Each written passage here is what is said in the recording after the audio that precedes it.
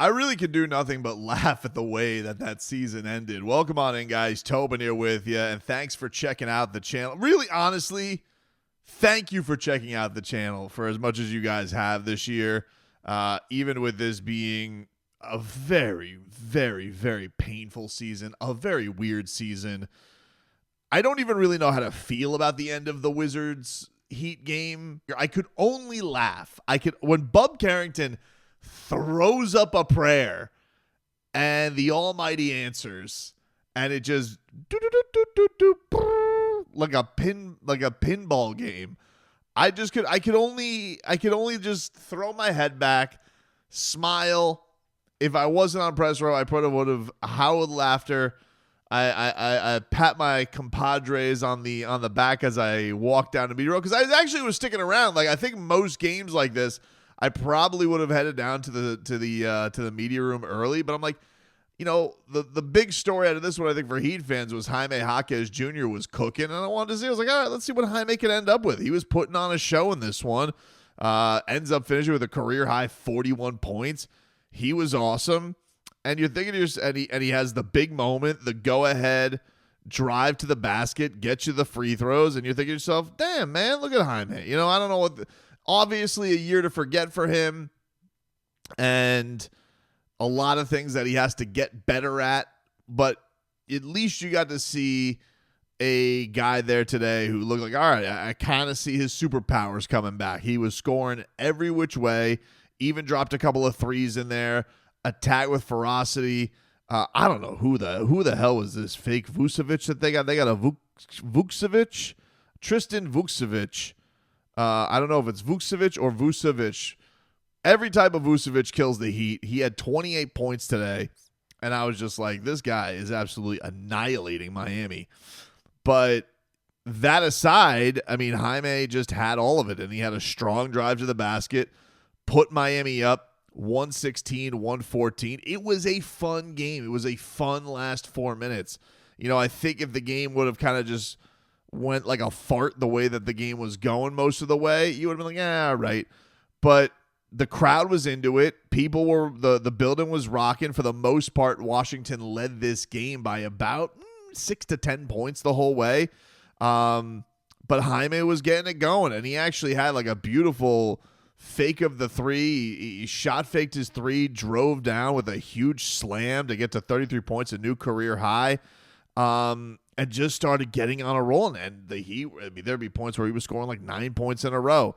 So it was really, really fun to watch Jaime Jaquez do his thing. And then Josh Christopher, the other part of this game that was fun was seeing Josh Christopher and Keyshawn Johnson do their thing. They both had big moments in this game. Keyshawn Johnson, most of them coming in the first half of this game, where, he not only was getting putbacks, but he was hitting threes, and he was looking good on defense, and just everything that you like about him as a prospect was looking fantastic. And by the way, I don't need on the comments, hey, it was against the Wizards, like you smartasses did with the Pelicans game. I'm pretty sure we all know that on the front end. I know that the Wizards aren't good competition. That's why these guys are playing. Glad you guys can keep up. But this is who they are playing against. And then Keyshawn Johnson had just a incredible play with Josh Christopher, who was getting going, had a couple of huge defensive plays, had a chase down block, had a little bit of a slow start to the game, but really got going in the second half and then started hitting his threes. He was getting set up with from Jaime. He was driving down the lane with some big time buckets. But his play probably was a dive on the floor, sets the Heat off on the fast break. Jaime Jaquez to Keyshawn Johnson with a vicious and one. Building was rocking. He was rocking.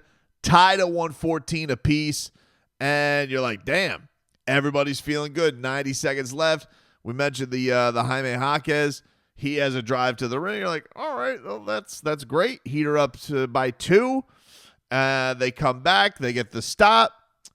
Josh Christopher, he heads to the line for free throws. He's clutch. Hits them both for now. 118-114. The Peppers is playing. And they answer with that. Wizards hit a 3 ball.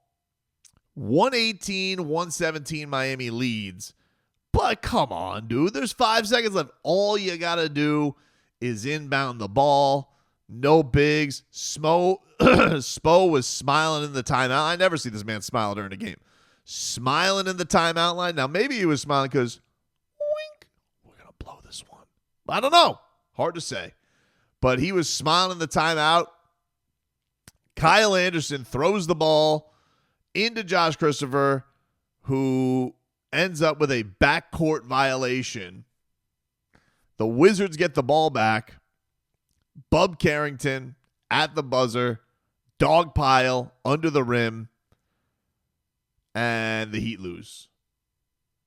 The Heat lose 119-118 to wrap up their regular season at a very, very, very ugly 37-45, matching the most losses of an Eric Spoelstra coach team in his career.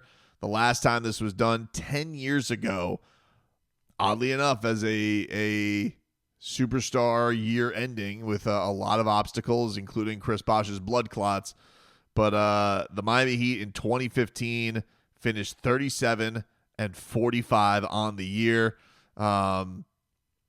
It was the first losing season of Eric Spoelstra's career, and the Miami Heat matched that. I have been in that building now. Now, this one definitely didn't hurt like the other ones did, but I was in that building this year for 3 buzzer beaters against Miami. I was there for the Ja one. I was there for the Cade one. I was there for the Bub Carrington one. And the Domantas Sabonis one was pretty damn close. I don't remember exactly how much time was left in that one, but that one also hurt very badly. That was very early on in the season. Probably should have been a sign of things to come. Let's see. Sabonis put back. It was 0.7 left. It might as well have been a buzzer beater. We were debating this today. I was like, is that 3 or 4? It was 0.7 left, I think, when he hit that, at least according to my notes. So, not great.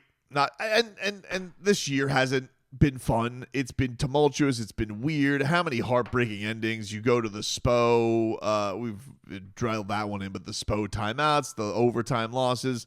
The Heat, the most fourth quarter blown leads for losses in the NBA this year. Incredible with the ways that they were able to lose this season. For Jaime, gotta feel good for him, although he didn't, he was pretty even keeled after the game. I think things would have felt different if they did end up getting the win. That's a rough one. According to Anthony Chang of the Miami Herald, only the 6th time the Heat has finished with a regular season with a losing record in Pat Riley's 30 seasons with the organization. Pretty wild. It was it's funny because it's like,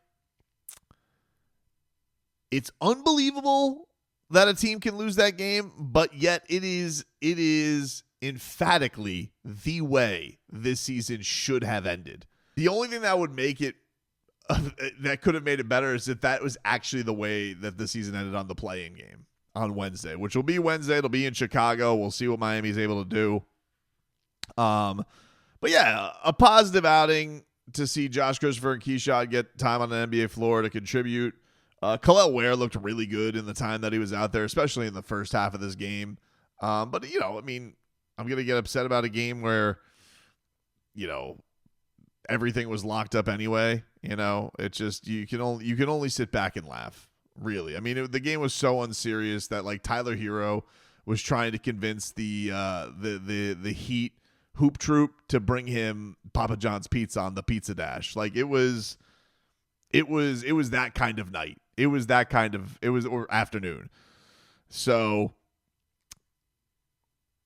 there's lots more to get into. I'm going to do another video tonight when we have the full slate of the NBA games. Everybody's set to go, where things stand, where the draft picks stand, all that type of stuff. But boots on the ground today. just another one to add on to the fire for the Miami Heat as they fall to the Wizards in the most appropriate way possible for this turd of a season.